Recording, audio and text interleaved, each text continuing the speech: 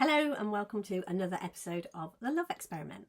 I am massively interested in the power of love to change anything and everything for the better, however impossible that may seem with everything that's going on in the world. And this is your invitation to join me in playing around with, experimenting with, having a go at living much more from love, not fear. And I would love you to share your own experiences and ask questions in the comments, because this is definitely an experiment and something to dive into and play with. So in this series, it's going to be a retreat for your mind, and in every episode I am going to be reminding you of the truth of who you are and the fact that we can trust in the goodness behind life for our future. So I wanted to start off today with talking about what is love. What is it I'm pointing to? What is it I'm asking us to dive into and play with? So for me, the word God could be interchanged with love, the power behind life, the universe, if that's a word, whatever. If you think of what God is, what is being pointed to when people talk about God, if we can get past some of the rubbish that can sometimes come up in our head, if we can actually ask ourselves the question, what is it that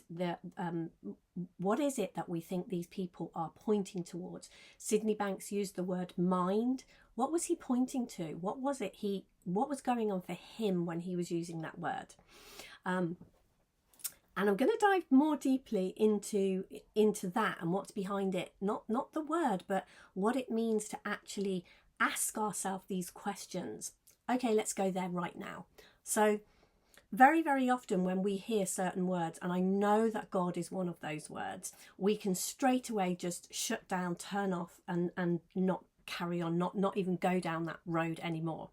So I'm going to share a story from the Bible, a parable that Jesus told about a sower.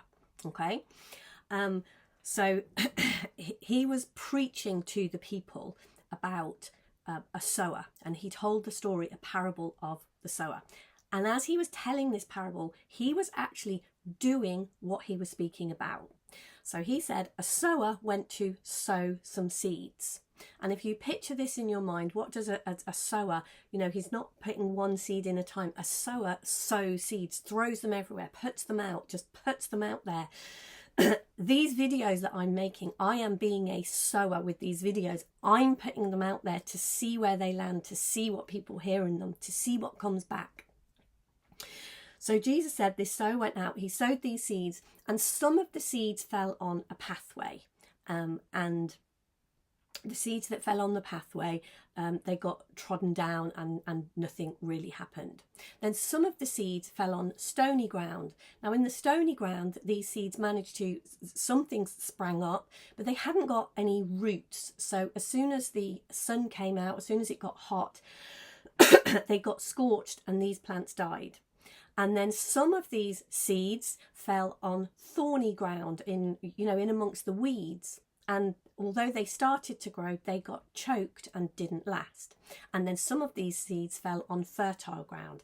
And the seeds that fell on fertile ground, they sprouted and grew, and some of them grew 100%. They doubled in volume. Some of them did 60%, and some of them did 30%. So not every single one of them did as well as each other, but different ones did it differently, if you like. And so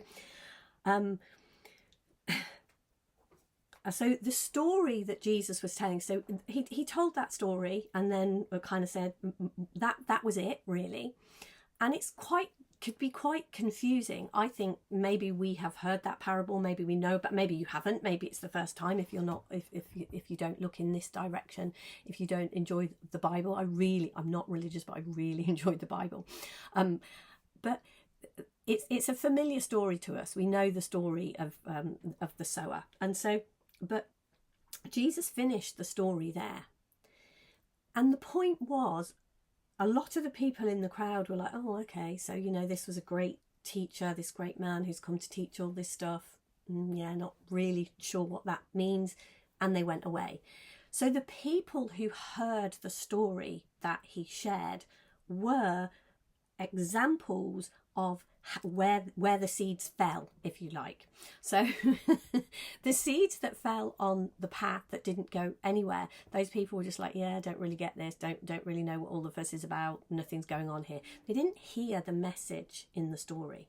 The seed was scattered, the opportunity was there, but they didn't hear it, they didn't see it, they didn't open their hearts to it. They were of the opinion, well, you know, life's always been like this, it's always going to be like this. And then there were people in the crowds that heard something, but they didn't let it take root. They were like, well, that's quite interesting. I wonder what that means. But they didn't actually do anything about it. So what the little bit that they had heard withered and died. And then there were people in the crowd who heard something, but they had so many other things. There were so many other frightening things. They had all sorts of other things going. Well, maybe it's this. Well, what if it's this? Well, oh my gosh, what if I've got it wrong and it's this? And it was choked. What they heard in what Jesus shared was choked. And then there were people in the crowd who it fell on fertile ground. And this is, if you're still listening to this video, if you're still here, it's likely that what I'm saying is falling on fertile ground for you. And so what happens then, what happens next is, and this is what I was talking about at the beginning of the video when I said I was going to dive a little bit deeper, when I was saying is, you know, what is love? What did Sydney Banks mean when he talked about mind? What is God? Who is that? So what was being pointed to in this parable was, if you hear something in any spiritual teaching, because it's just a metaphorical story about spiritual teachings, if you hear something in these spiritual teachings and then you ask questions, ask and it is given, knock and it will be answered, seek and you will find it. So this is what is being pointed to when these things are said. I mean, ask and it is given is, oh wow, that is so amazing. And it is. So if you hear something, but you hear, like that story, it might have been a confusing story, and certainly the first time it was ever told, we've had numerous interpretations of it since, but in those days it was like, why don't you just tell me straight? Why do you do it in this cryptic way? Why don't you just tell me what I need to understand? Why don't you just put it in plain English and tell me what it is I need to understand? Because to grow and deepen spiritually, and this is true of all of us and true of us right now, here in this moment, to grow and to deepen ourselves spiritually, we need to be asking questions. So for me, the love experiment, what we are doing, we need to be asking these questions internally of ourselves. They are not, I mean, we can ask them, ask me, you know, put questions in the comments, absolutely ask questions.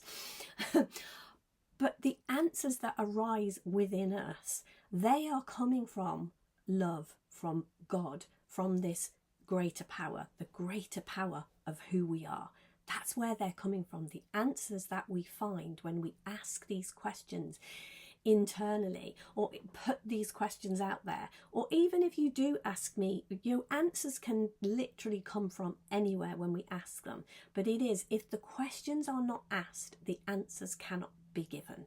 And that basically was what this parable was pointing to. It was like, if this, when the seeds, when a spiritual awakening, when you are invited to spiritually awake, to lift yourself up in consciousness, to move to a different paradigm, not this paradigm of fear, but to move to a paradigm of love. When something of that wakes up in you, if that seed has fallen on fertile ground, you will be able to tell that that seed has fallen on fertile ground if you are willing to ask questions, if you are willing to say, I don't understand what that means, I don't know what you're pointing to. Or even ask, you know, the questions, what are you pointing to?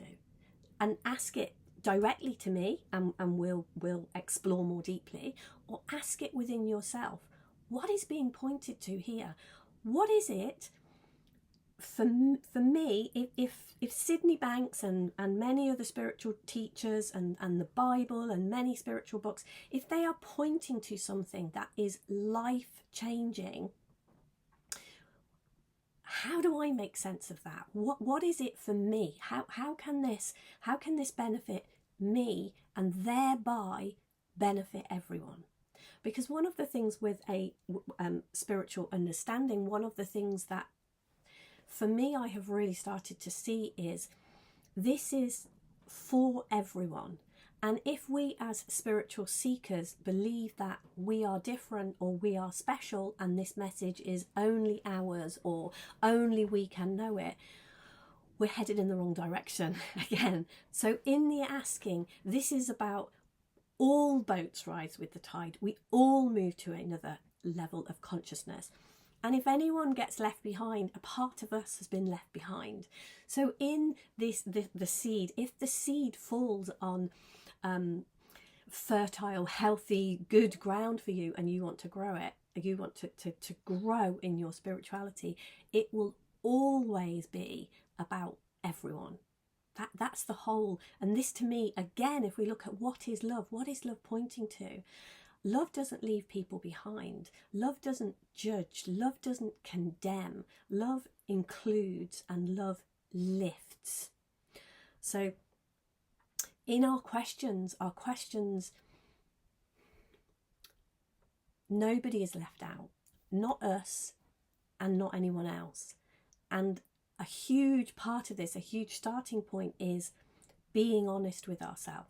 Am I the kind of person, because we can be on either end of this spectrum, am I the kind of person who overlooks myself, doesn't take me and my heart into account at all? I reject and judge and punish myself in favour of trying to help others? Or am I the kind of person who